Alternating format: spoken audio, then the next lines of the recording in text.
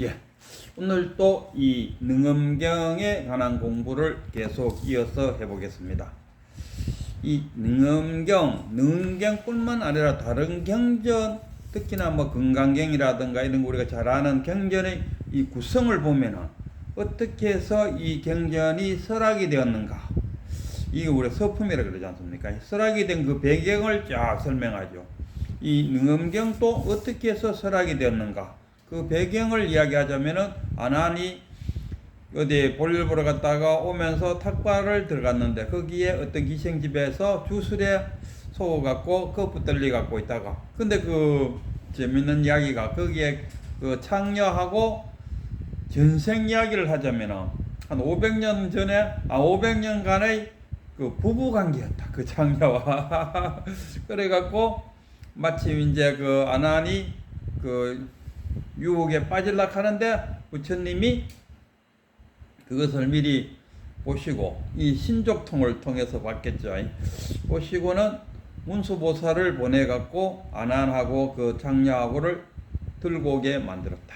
그래서 들고 와서 이제 거기 대중들이 쫙 있는 데서 아난이, 내가 이때 아난은 그거 우리가 그 수다원, 사다함, 아라함, 아라한 이렇게 네 계급이 있는데 이때 수다원이었는 모양이죠. 그러니까 수다원이니까 아예 아라한이 아니니까 자기가 아직 그 도가 또는 뭐 근기가 낮아서 이래 된 거니까 좀 더 아라한이 될 수 있도록 깨달음을 이룰 수 있도록 좋은 법문을 내려주십시오. 이래 갖고 이제 설법이 이야기됐다 아닙니까? 그래 갖고 이제 거기 이제 내용에 들어가면은 이 능엄경이 갖고 있는 것은 우리가 육경, 육근, 육경, 육시 18체계가 어떻게 형성되고 또 그걸로 인해 갖고 25원통이 나오고 각자의 그 조사들이 나는 그 18체계에 의해 갖고 나는 보고 깨쳤다, 듣고 깨쳤다, 느끼고 깨쳤다 하는 자기가 깨친 것을 쫙 이야기하는데, 안시현보살 같은 경우는 이근 원통법을 이야기했다 아닙니까? 그래서 이제 부처님이 문수보살로부터 25개의 원통법을 중에서 어느 것이 가장 그래도 아난뿐만 아니라 그 중생들에게 가장 효과적으로 깨닫는데 도움되겠는가 하고 물었어요. 물으니까 문수보살이 일어나서 제가 생각할 때 이러이러한 일로 이건 원통법이 가장 수승하다, 가장 좋다, 뭐 이렇게 이야기를 했어요. 하니까 아난이 듣고는 한다는 소리가 나 이제 어떻게 하면 앞으로 깨치는지를 알았어요. 아직 안 깨쳤어요. 방법만 알았다, 이런 이야기죠. 그러면서 만약 부처님이 나중에 열반에 드시고 내가 어떻게 도량을 끓여 갖고 이렇게 끓여 나가야 될 것인가, 뭐 이런 또 질문을 하고 그래요. 그래서 부처님은 또 5개, 우리가 말하는 이 살생을 하지 마라, 도둑질 하지 마라, 훔치지 마라, 음행하지 마라. 그 음행은 그 삿된 음행을 말합니다. 부부간에 일어나는 그 음행조차 하지 마라는 말은 아닙니다. 그 삿된 음행을 하지 마라, 이런 이야기라. 살생도 마찬가지다. 살생은 무조건 죽이지 말라는 거예요. 그럼 소산대소하고 그러면 임진왜란때 승병을 일으켜 갖고 죽였으면 지금 그러면 소산대소는 지옥 가 있겠네, 이래 되지 않습니까? 살생도 살생다. 우리가 먹고 사는데 내가 먹고 살기 위해서는 살생도 해야 되네. 살생 안 하고 어떻게 내가 먹고 사노? 근데 이런 거는 그 제가 제주도에 있을 때 그 방파제를 지나가는데 그 방파제 밑에서 낚시를 하면서 그 낚시하고 고기를 건져 올렸는데 이 자기 마음에 안 들었는 거죠. 그러면 이거 바늘을 깨갖고 바다에 던져야 되는데 방파제 위로 던져놔 버렸어요. 이게 참 무의미한 살생이잖아요. 자기가 그걸 잡아갖고 먹었다 하면은 그는 자기 살기 위한 걸 하나의 수단이니까 큰 죄가 안 된다 하더라도 그 방파제 위에 집었던지 그는 무의미한 살생이다, 이런 이야기입니다. 그런 살생은 해서는 안 되겠다. 살생하지 말고 도둑질하지 말고 거짓말하지 말고 헛된 음행을 하지 마라. 그리고 술은 그 먹지 마라가 아니고 이 술을 마시고 술에 취하게 되면 이 네 가지를 자제하는 힘이 떨어진다. 우리가 그 뭡니까 당뇨에 걸리면 당뇨 그 자체가 위험한 것이 아니고 다른 병이 합병을 일으킬 수 있다. 그래서 당뇨가 위험하다 이렇게 표현한다. 그와 같이 술도 이 당뇨와 같은 역할을 하고 있다. 그래서 5개를 지켜야 된다. 그리고 5개를 지키고 또 그 내용상에 보면은 깨달으려면 어디가 십신, 십주, 십행, 십해양 하고 그리고 나서 십지로 들어갈 수 있다. 이거는 수행이 되고 요거는 체득이 되겠죠. 수행과 체득. 근데 이 수행 없이 체득에 들어가려 하는 것은 오래로 밥을 짓는 것이다. 특히나 보시에서 음덕을 쌓지 않고 음덕 없이 깨달음을 얻겠다. 이거는 그야말로 모래로 밥을 지으려고 하는 것과 같다. 그래서 음덕을 깨치고자 한다면은 보시 바라미를 통해서 많은 음덕을 쌓고 그리고 또 해양을 통해서 자기가 쌓은 음덕을 나눠주는 거. 예를 들면은 올림픽이나 이런 데 나가서 1등을 하고 1등한 거는 자기 거잖아요. 근데 거기에 따라오는 어떤 그 금전적인 보상이 오면은 그거는 나눠줄 수 있다 아닙니까? 그거는 나눠주는 그 해양한다. 지금 그 탁구의 삐약이 같은 경우는 그거 갖다가 어느 광고에 나갔는데 광고 1억을 받았다. 그 1억을 받아갖고 유소년 탁구협회에다가 기증을 했다. 그 해양이지 않습니까? 그런 음덕을 사야만이 음덕 없이 깨달음을 이루겠다. 어떤 분은 그래요. 나는요 30년을 이렇게 선방에서 공부했는데 1년에 2번씩 했지만 아직도 못 깼죠. 그대를 들다보라. 그대가 쌓은 음덕이 어느 정도인가. 음덕이 부족하면은 1년 동안 선방에 들어가지 말고 선방에 앉아갖고 참선 수행하는 그 시간에 음덕을 한번 쌓아보라.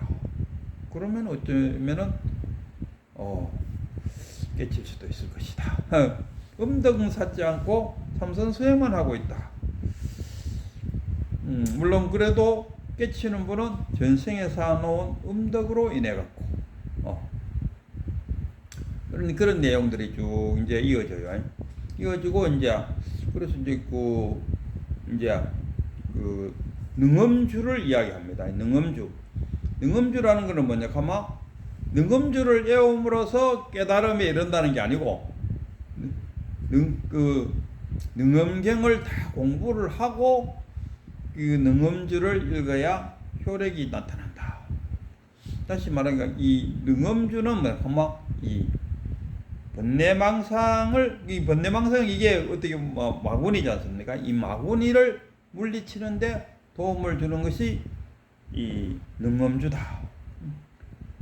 그래서 자기가 참선 수행하는데 앉아 참선을 하는데 이 번뇌망상이 일어나고 할 때는 이 능엄주를 암송하시오. 그러면 능엄주를 암송하면은 그 번뇌망상이 일어나지 않고 삼마타 속으로 쑥 빨려 들어가서 마음이 고요한 가운데서 뭐가 나타나야 됩니까? 이빠사나. 진공묘유가 되어야 된답니까?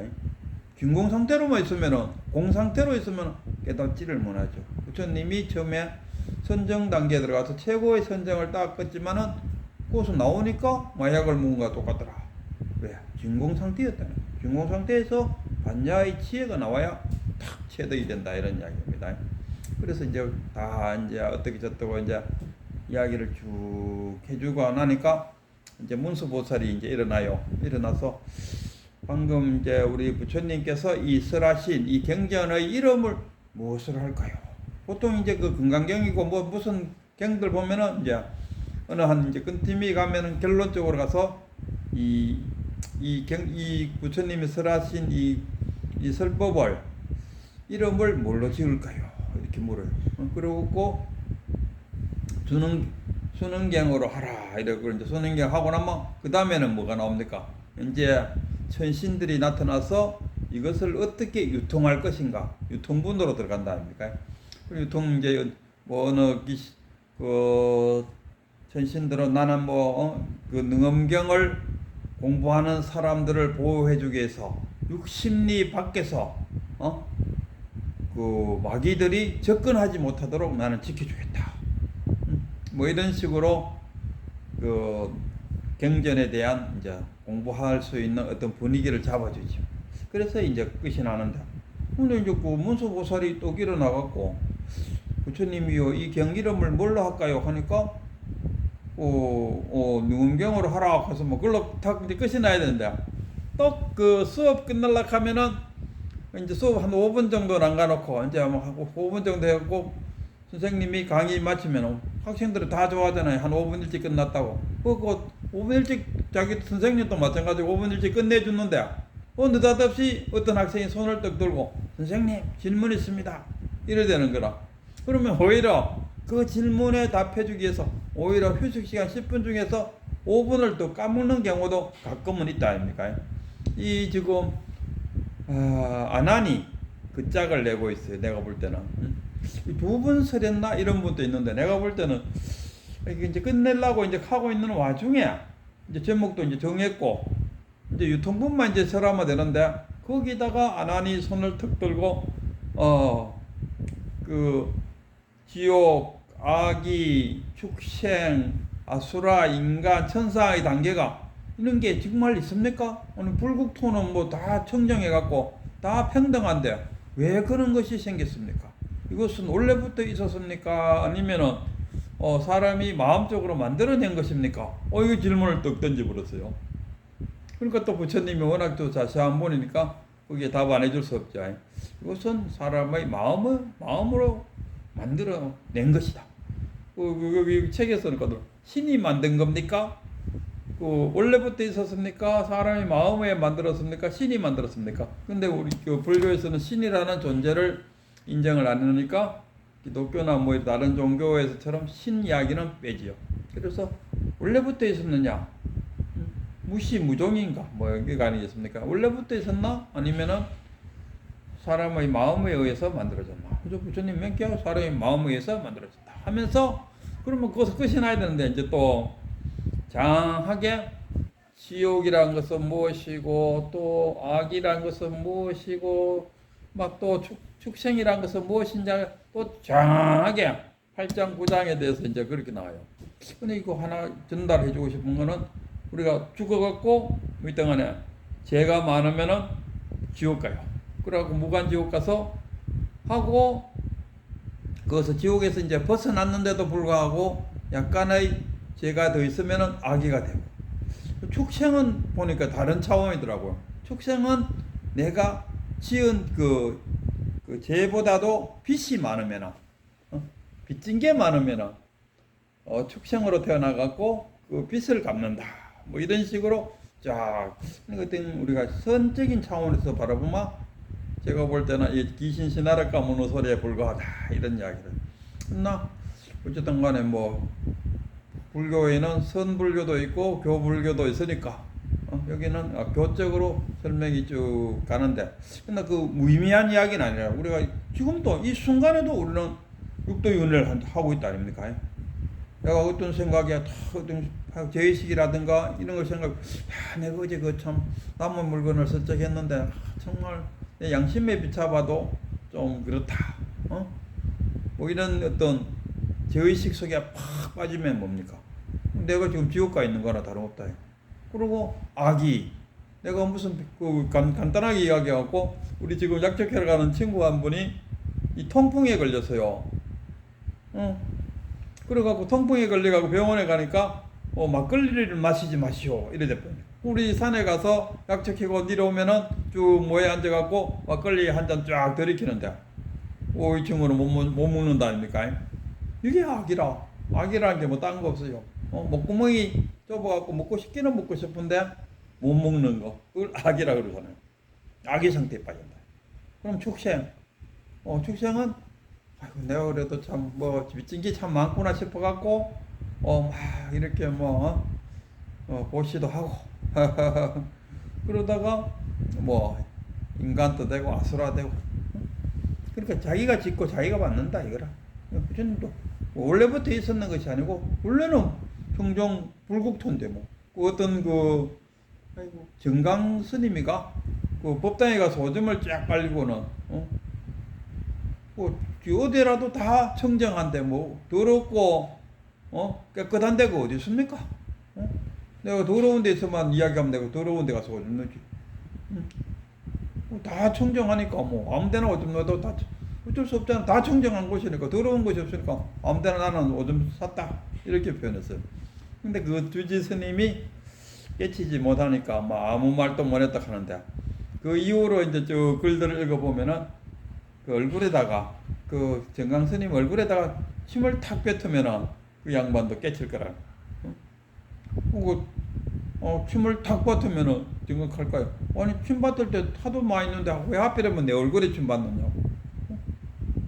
어디라도 침 받을 데가 없는 다 청정한데 여기저기 구별이 안 되는데 그러니까 내가 네 얼굴에 침 받았다 이러면은 지가 법당 앞에서 오줌 산 것을 깨칠 것이다 이런 이야기. 그래서 이 육도 이야기를 지금 그 문수보살이 이 갱의 이름을 무엇이라 할 것인가 해서 끝이 내야 되는데 안 하니 육도윤회에 대한 질문을 함으로써 이 능엄경이 끝을 못 맺히고 8장, 9장, 10장까지로 늘어지고 있다 이런 이야기입니다. 그래서 또 보니까 이제 그 9장, 10장에 가면 마에 대한 이야기도 조금 하더라고요. 그래서 오늘은 이 육도윤회가 어떻게 이루어져 그 안하니 쓰잘데없는 질문을 한번 던짐으로써 쓰잘데없다기라 보기는 못하고 그 끝이 나야 되는 그 시점에 이 능엄경의 그 요지가 뭐냐면 이건 원통법으로 통해서 견성하시오 이 말이거든요. 거기에 이 포인트가 있는데 느닷없이 교학적인 육도윤회가 처음부터 있었는 겁니까? 아니면 인간의 마음속에서 일어난 겁니까? 하고 질문을 탁 던짐으로써 이 능엄경이 갖고 있는 본질에서 지금 약간 비틀려져 있다 이런 이야기입니다.